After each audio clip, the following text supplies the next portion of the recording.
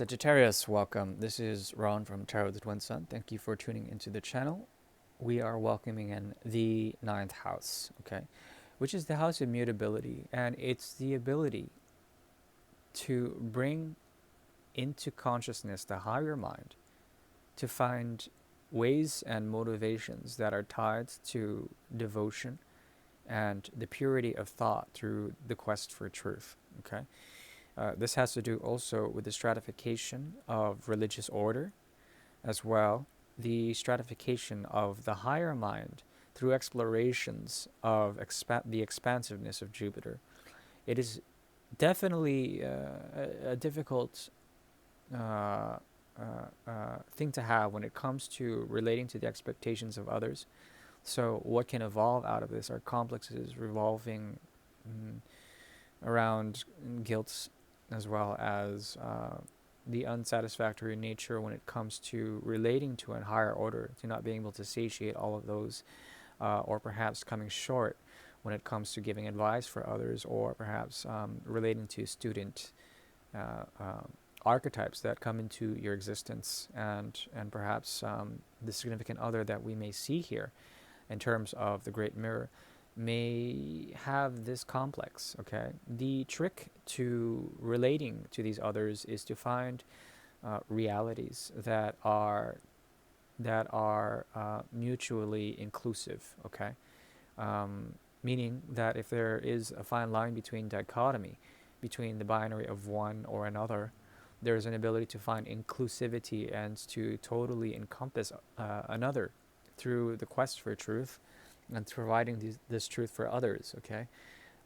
It is the exquisite corpus of Buddhist totality that we can perceive here through the ninth house, and perhaps we'll see the bodhisattva in another, or perhaps they will become a pupil of yours in some sort of way. Let's see. So I'd like to begin with a small karmic reading for the energy of the ninth and Sagittarius before we begin and get into the Great Mirror. The Great Mirror is a tool devised in order to see apparent karmas that may be there for the energy of Sagittarius, the ninth house, and the third house, or Gemini, seventh away from Sagittarius. So we'll go ahead and look into that as well. What can we learn from the karmas?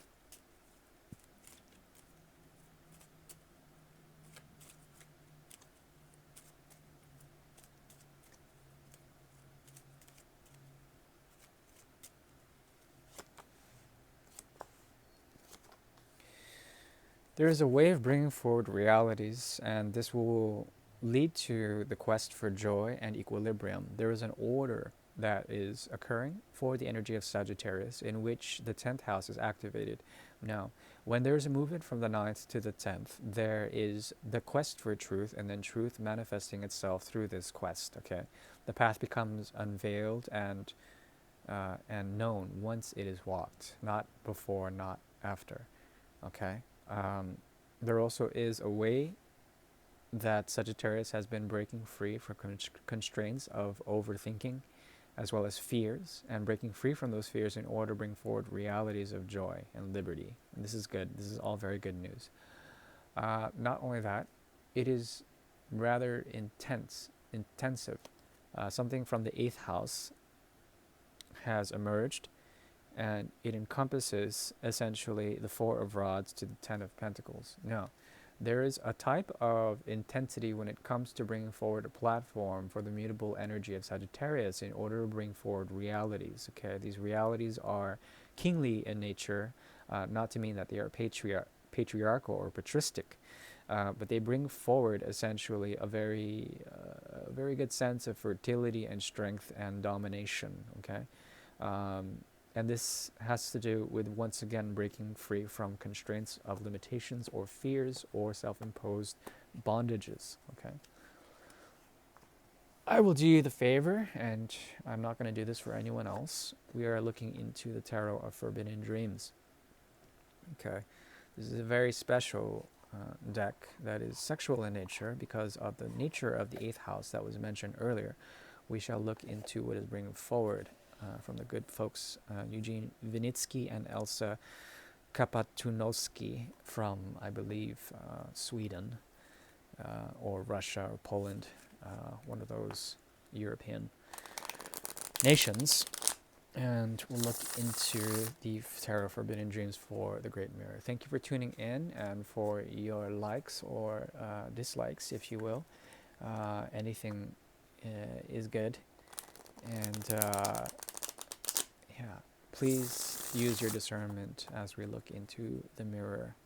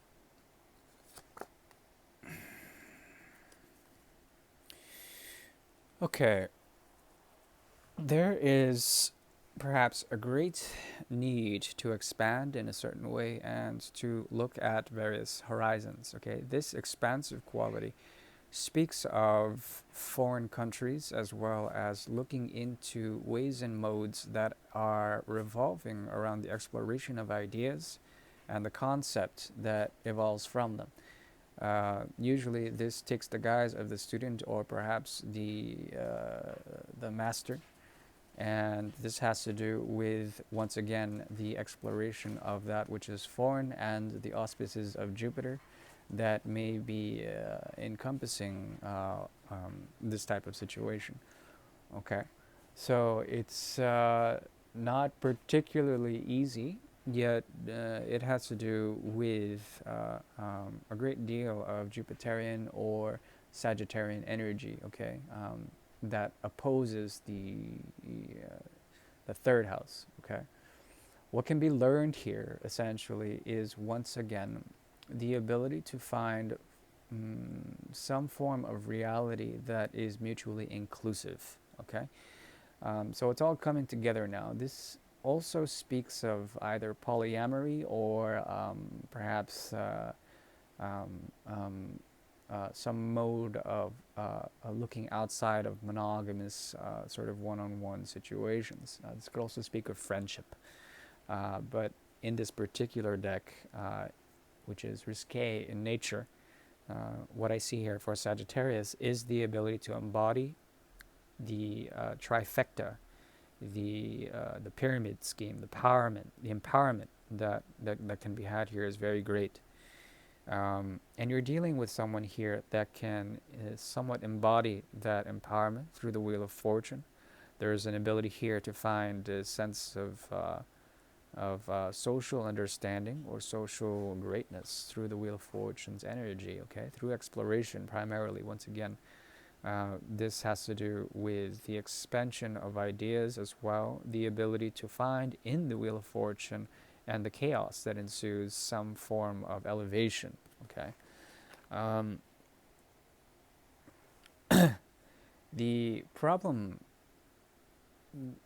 is that there still is some form of an excess of, I would say, of air-like quality in this, meaning that this type of connection is ephemeral in nature.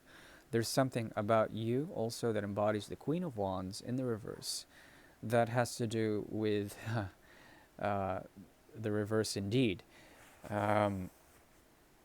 there's an anger here, or perhaps some sort of suppressed Martian or solar energy that needs to be expressed through action, but it is not. And because of this, this tension is not released. There is a need to release tension. Okay, much like the Wheel of Fortune, an elevation would release tension, or perhaps through pain, some sort of tension would be released through the Knight of Swords. And usually, I don't read the Knight of Swords as a painful predicament, but there is some sort of bondage within the thoughts that that coalesce. Okay, and with the exploration of every thought, there is a type of pain that emerges out of it. Through this, there is a type of curation in this pain, at least when it comes to these types of situations. What I'm seeing here is an inability to express that which needs to be expressed because of the degree and the nature of consciousness that exists here.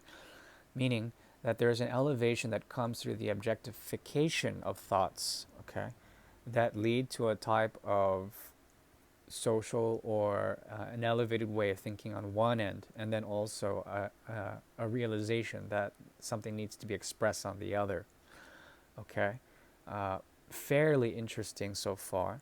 This type of connection resembles a twist of fate, or perhaps the need for the star or the hidden star or the dwarf star to realize itself as the sun's energy. There are polar opposites here that are tied to the energy of Aries as well, Leo as well as Gemini and Aquarius. Okay, so there's a wide spread when it comes to this, and it sort of brings forward the idea that a dwarf star comes from the sun. There is a sense that what you seek is in this other, and perhaps there's something about the King of Swords, okay, which is the sort of ascended master from the Knight of Swords here, in the reverse, that speaks of a coldness or detachment away from what once was or once has been. There's something about your interrelation with this person that seems twisted in terms of fate, in terms of the sun's energy in its relation to that of a dwarf star and vice versa.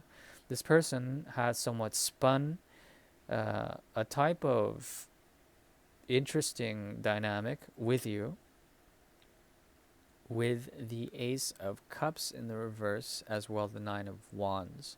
There is a realm of self-experience here that you understand to be a need to bring forward a fire or a zeal in the way you do things in order to find a sense of purpose in it all. But in relation to another, and to this other in particular, you are teaching them a lesson in order to find, for them to find a way to ascend and to bring forward the light of day in an esoteric sensibility as well. There needs to be some sort of light bringing from one to another in order to bring forward what has been missing, which is the element of healing between two parties here. Okay, so it's fairly interesting. I would recommend patience as well, the ability to find other portals or other ways and modes of existence with others in order to find the exotic or the foreign, and through this have a perspective or another perspective or a shift in terms of perspectives. There's also an ability here of breaking free from bondage, and in doing so, you will find stability with another. So this breaking free of bondage requires a great deal of verve, of patience. Okay, because in order to pull a Houdini or some form of a way to get away from, to break free from the limitations of time, it requires time to execute itself. Okay, it requires the mastery that can be found in stillness.